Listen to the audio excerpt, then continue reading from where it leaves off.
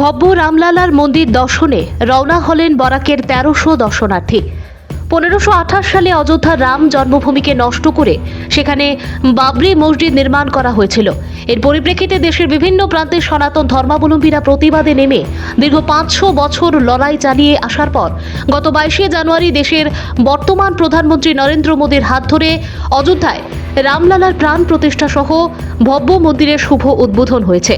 এটি সুবাদে দেশের প্রত্যেক এলাকার জনগণ যাতে অযোধ্যায় গিয়ে ভব্য রাম মন্দিরে দর্শন করতে পারেন তার জন্য ভারত সরকারের তরফে আস্থা স্পেশাল ট্রেনের ব্যবস্থা করা হয়েছে। বুধবার লক্ষ্মীপুরের বিধায়ক কৌশিক রায় ও ভারতীয় জনতা পার্টির বিভিন্ন কর্মকর্তা সহ রেলওয়ে বিভাগের আধিকারিকদের উপস্থিতিতে সবুজ পতাকা দেখিয়ে রেল যাত্রা শুভ উদ্বোধন করা হয়।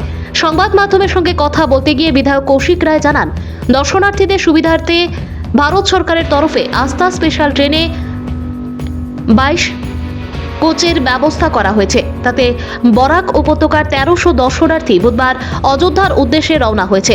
এই ট্রেনটি আগামীকাল অযোধ্যায় গিয়ে পৌঁছাবে এবং ১ মার্চ দর্শনার্থীদের ভব্য মন্দির দর্শনের পর সেদিন রাতে আস্থা স্পেশাল ট্রেনটি সেখান থেকে রওনা হয়ে আগামী ৩রা মার্চ শিলচর এসে উপস্থিত হবে।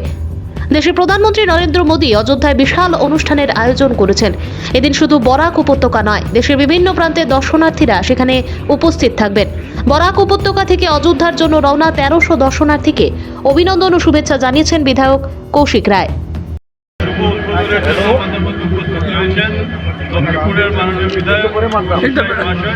এছাড়াও রেলের বিভিন্ন অধিকারীরা রয়েছেন।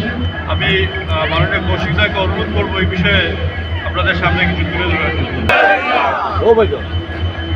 ভারতীয় জনতা পার্টির তরফ থেকে অযোধ্যাতে গত ২২ জানুয়ারি যে ভব্য রাম মন্দিরের উদ্বোধন হয়েছে সেটা দর্শন করার জন্য সমস্ত ভারতবর্ষের মানুষ যাতে সেখানে যেতে পারে, সেখানে দর্শন করতে পারেন, প্রত্যেক এলাকার মানুষ যেতে পারেন সেই ব্যবস্থা একটা করা হয়েছে।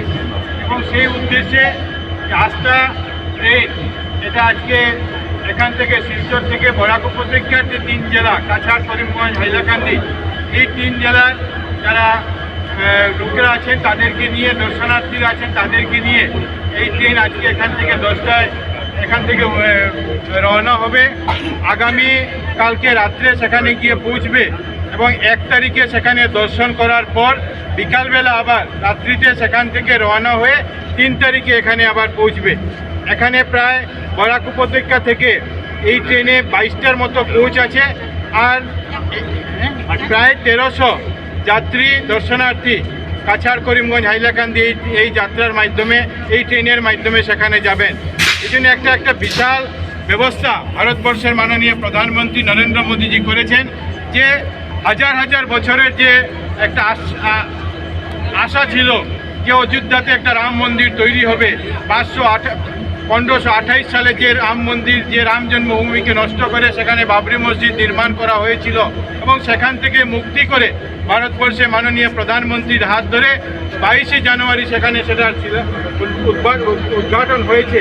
এবং সেটার জন্য আমরা লক্ষ্য করেছি যে সমস্ত ভারতবর্ষ নয়, সমস্ত পৃথিবীর বিভিন্ন জায়গা থেকে বিভিন্ন সনাতনী লোকরা, লক্ষ লক্ষ লোকরা সেখানে এসে দর্শন করে যাচ্ছে এবং সেই উদ্দেশ্যে এখানেও এই ব্যবস্থা করা হয়েছে যাতে সমস্ত ভারতবর্ষের প্রত্যেক জেলা, প্রত্যেক এলাকার মানুষ যাতে সেখানে যেতে পারেন। নিজস্ব ব্যবস্থায় অনেক লোক ইতিমধ্যে যাচ্ছেন, নিজস্ব ব্যবস্থায় অনেক লোক ইতিমধ্যে দর্শন করেছেন, কিন্তু দলের তরফ থেকে এই ব্যবস্থা করা হয়েছে যাতে প্রত্যেক এলাকার মানুষ কমেও সেখানে গিয়ে সেই দর্শন করতে পারে, রামলালার দর্শন করতে পারেন।